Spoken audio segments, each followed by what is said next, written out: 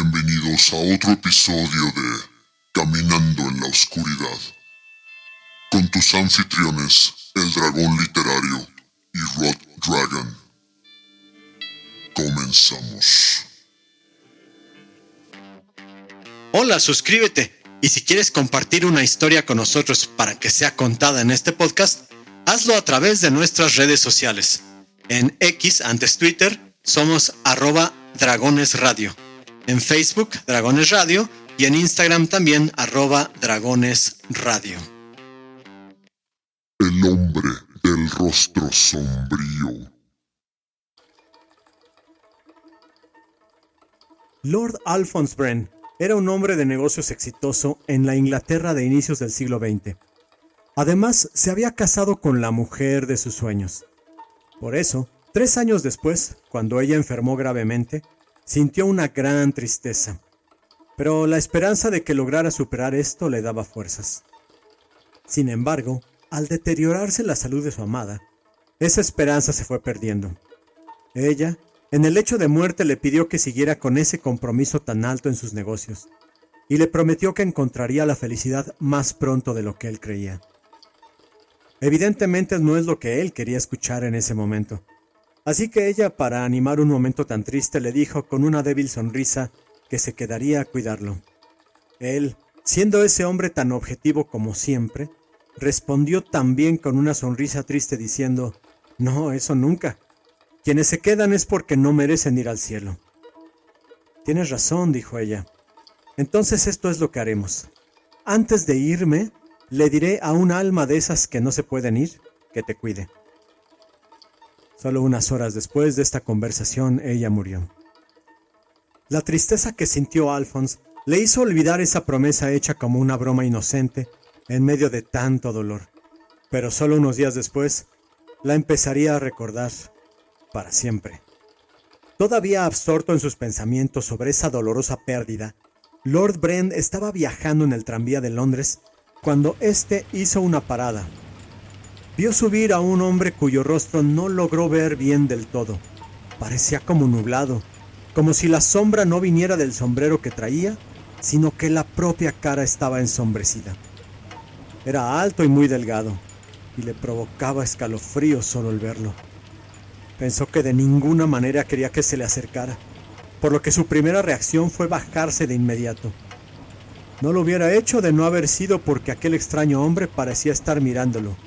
A él, solo a él. Todo esto lo inquietó, al grado de dirigirse hacia la puerta y bajar en esa misma estación, justo antes de que arrancara el tranvía. Todavía un tanto alterado, pero con sus pensamientos enfocados en la reunión que tendría ese día, Lord Bren llegó a su oficina, ordenó los papeles que necesitaría y se dirigió a la sala en donde ya le esperaban. A pesar del incidente en su trayecto, llegó a tiempo, como le gustaba. Al entrar a la sala de reuniones, saludó a los presentes, quienes apenas le pusieron atención, pues estaban absortos en una plática. Se sintió extrañado, pues no era común que le saludaran de forma tan vaga. «¡Hey! ¿Qué pasa? ¿Nadie va a saludarme como se debe?», preguntó en tono burlón. Una de las mujeres ahí presentes, que conocía a Alphonse desde hace algunos años, le respondió, pero no con lo que él esperaba, pues en vez de seguir con este tono bromista, ella le instó a que se acercara a la ventana, como todos los que estaban ahí. Al hacerlo, encontró en la calle un gran alboroto, pues 2 tranvías habían chocado fuertemente, teniendo como saldo heridos que estaban siendo atendidos ahí mismo. También, sus subordinados le hicieron ver que había pasajeros que habían perdido la vida y que se encontraban ahí mismo. Sus cuerpos ordenados por la policía y cubiertos por ropa y sábanas. La impresión dio paso al terror al darse cuenta Lord Bren de que se trataba del mismo tranvía en el que él venía. Bastaba con calcular la hora del accidente que, según sus interlocutores, no tenía mucho tiempo de haber ocurrido, y la hora en la que él hubiera llegado de no haberse bajado. Casi un año después de este incidente, Lord Bren estaba recuperándose del dolor, y ya casi había olvidado lo del accidente del tranvía. Se encontraba por cerrar un trato importante con un socio. Se dirigió al edificio en donde se encontraba este. Estaba esperando el ascensor para subir al penúltimo piso. Este se abrió y subieron 3 personas que esperaban a que él hiciera lo mismo. Pero antes de dar el paso, se quedó helado. El elevadorista no era otro, sino aquel hombre cuyo rostro estaba ensombrecido. Una vez más sintió su mirada helada, y cuando uno de los hombres que ya estaban en el ascensor le preguntó si subiría, Lord Bren, sin dudarlo, movió la cabeza negativamente, pues no podía hablar de la impresión. Las puertas se cerraron y mientras Alphonse pensaba en qué es lo que haría para no faltar a la reunión, un estruendo lo sacó de su parálisis. Fue como una explosión acompañada por gritos que venían del ascensor. Varias personas se acercaron para tratar de ayudar, pero 2 vigilantes del edificio se lo impidieron. Les dijeron que no se pusieran en riesgo, pues el elevador se había precipitado desde el penúltimo piso y no sabían cuál era la situación exacta. Más tarde supo que todos los ocupantes habían muerto. Después de esta experiencia, Lord Bren recordó la conversación con su esposa. Pero no podía ser, ¿o sí? Casi 2 años después, Alphonse ya vivía estos hechos como parte de su pasado, algo que no quería recordar y que por esto se habían ido borrando. No lo había hablado con nadie para que no pensaran que estaba perdiendo la razón, algo que le obsesionaba también. Además, ese día de primavera estaba particularmente emocionado, pues iniciaría un negocio intercontinental. Crecer hacia América era un sueño hecho realidad.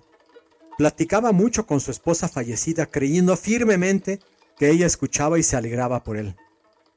Ahí mismo, en el puerto de Southampton, estaba muy emocionado por ir al joven continente, como le decían, para conocer a sus nuevos socios. Pero cuando estaba por subir para iniciar el viaje, se dio cuenta que en cubierta estaba nada más y nada menos que ese hombre. Una vez más lo vio con ese halo de oscuridad y con un indescifrable rostro que parecía más una sombra. El terror invadió a Lord Bren, quien sin dudarlo salió de la fila para regresar al puerto. Un hombre que venía con su familia le dijo: «¡Hey amigo, qué pasa! ¿No subirá? Créame que los mareos van desapareciendo conforme uno se acostumbra». Y rió con su familia como si hubiera dicho un gran chiste. Lord Bren no respondió. Solo movió la cabeza negativamente para responderle al hombre. «Qué pena, mi querido señor», dijo el hombre, «que no quiera aprovechar este momento que seguramente será histórico, el viaje inaugural del Titanic».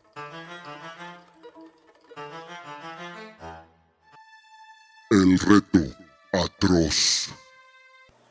Esta historia me fue referida por una persona que me pidió que cambiara su nombre y el de todas las personas involucradas. Hace una semana mi vida cambió por completo y puedo decir que se fue al abismo. Me llamo Ana y mis 2 mejores amigas son Carla y Mónica, las 3 de 15 años. Siempre nos ha encantado el tema de lo paranormal. Desde que la primera de nosotras recibió su celular, empezamos a relatar historias de fantasmas y otras cosas relacionadas en nuestras cuentas en diferentes redes sociales. En una de esas historias, alguien nos recomendó visitar un edificio que se dice embrujado. Está localizado en la Ciudad de México. Investigamos y así supimos que se trata de un antiguo hospital que se quemó y gran parte del edificio quedó inservible.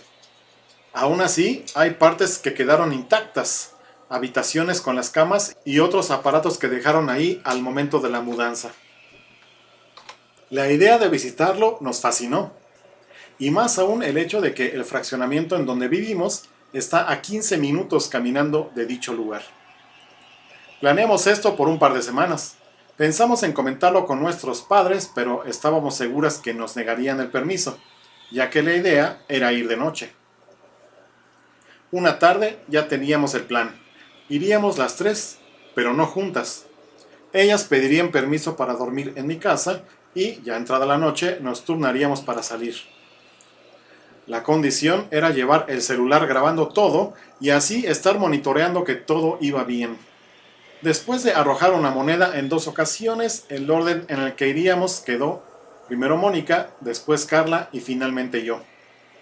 También habíamos establecido que estaríamos dentro del antiguo hospital solo 15 minutos y volveríamos.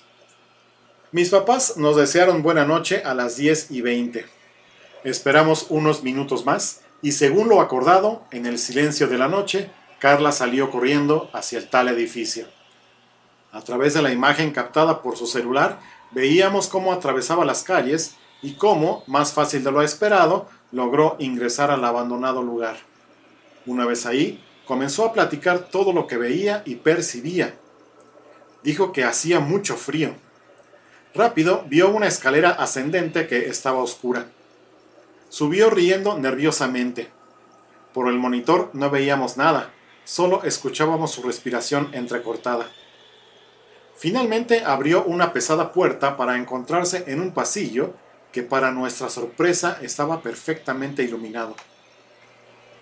Carla le dijo que ya era suficiente y que tenía que regresar. Yo le dije que todavía no se cumplían los 15 minutos acordados. Recuerdo que me reía divertida al explicar esto, pero la sonrisa se me borró cuando vi la palidez en el rostro de Carla. Ella murmurando me dijo, ¿no viste lo que salió con ella de la escalera? Primero pensé que estaba bromeando, pero su expresión era de terror. Antes de responder, un grito ahogado de Mónica me hizo volver la vista a la pantalla de mi teléfono. La oscuridad había regresado. Le pregunté varias veces a Mónica si estaba bien. No respondía. Una tenue luz nos indicó que estaba en la calle nuevamente y el celular se movía con rapidez. Mónica regresaba corriendo. Todavía hoy no me explico cómo es que mis papás no se despertaron con el escándalo que hizo Mónica al llegar a mi casa. Hablaba en voz muy alta y apenas le entendíamos. Cuando finalmente se calmó, dijo que no vio nada, pero que cuando estaba por entrar a uno de los cuartos, sintió con absoluta claridad y sin lugar a dudas que alguien la abrazaba por detrás. Dijo que no fue un abrazo para hacerle daño, más bien fue como cuando alguien te abraza con cariño, pero no era el momento para sentirse bien por eso. Además, lo que terminó por aterrorizarla fue el viento helado que sintió en el rostro. Era como si alguien le hablara al oído. Se zafó y echó a correr hacia afuera. Una hora más tarde, yo empezaba a sentir sueño. Después de lo experimentado por Mónica, yo daba por hecho que el plan de esa noche se había cancelado. Pero Carla me sorprendió al decir, bueno, ya superamos lo sucedido, es mi turno. Mónica y yo tratamos de disuadirla, pero no lo logramos. Unos minutos más tarde, Mónica y yo observábamos muy nerviosas cómo Carla entraba al viejo edificio. También dobló en la escalera y abrió la pesada puerta. La luz del lugar duró 5 segundos. Todo se oscureció. Mónica y yo le hablábamos a Carla con insistencia. Le pedíamos que nos dijera que estaba bien. Alcanzábamos a escuchar su respiración agitada. Parecía que corría por el pasillo. En un momento pareció detenerse y hablar con alguien. No se entendía con claridad qué decía y nunca escuchamos otra voz, pero ella seguía hablando.